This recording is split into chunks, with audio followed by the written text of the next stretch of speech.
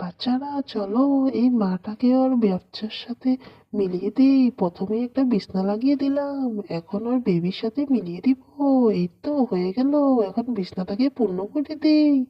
Wow, এটাকেও লাগিয়ে দিলাম। এখন এখানে একটা কার্পেট বিছিয়ে দিব। এই তো কার্পেটও হয়ে গেল। এখন কি করব আমরা? চলো মার হাতে একটা ঝুনঝুনি দিয়ে দিই। এখন কি করব? একটা ফটো ফ্রেম লাগিয়ে দিই। চলো বাচ্চার বিছনাটাকে আর একটু পূর্ণ করে দিই। এই তো কমপ্লিট হয়ে গেল।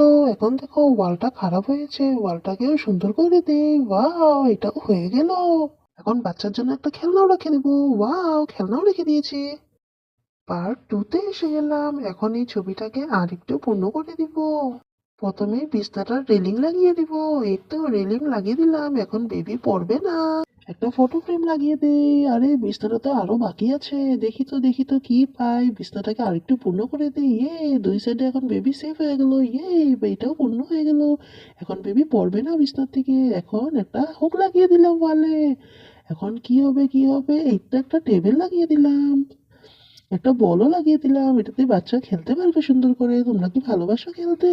ওয়াও, টেবিলটাকে একটু সুন্দর করে দিলাম, ফুল ফুল সাজিয়ে দিলাম। ওয়াও, হুকের উপরে একটা হেসে লিখে দিলাম।